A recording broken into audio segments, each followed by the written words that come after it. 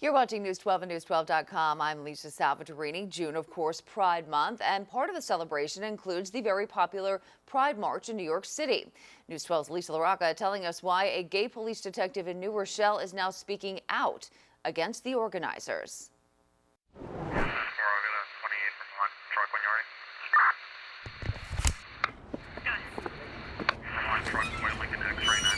Melissa Denige knows these streets well. I'm a member of the New Rochelle Police Department. She serves as a youth police detective, protecting the community where she grew up. Her focus is preventing juvenile crime, interacting with young people and their families. There's ones where it's just one and done, and there's sort of like a satisfaction where you know that the kid needs a little bit more help, and it can be challenging, but it means a lot to me to be able to help the ones who are a little bit more of a challenge.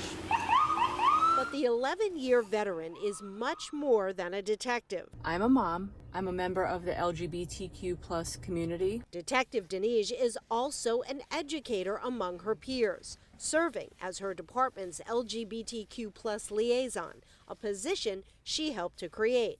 Melissa conducts workshops to help fellow officers better understand the gay community. We talk about orientation and the right words to use, and basically I teach what matters police-wise and what doesn't matter. People need to know that we're cops, but we're gay, we're straight, we're Irish, we're Italian, we're Jewish. Detective Denige says her department has been open and accepting to who she is and her ideas, but she now finds exclusion from some members of her own community.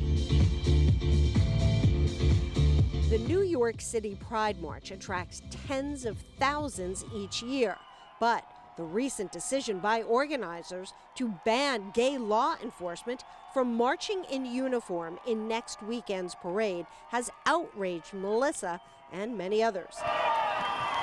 In a statement last month, organizers say the decision is partly based on some members of the LGBTQ plus community's discomfort and even fear of police in uniform, and they're, quote, unwilling to contribute in any way to creating an atmosphere of fear or harm for members of the community. The inclusion of one group of people makes the other group of people feel excluded.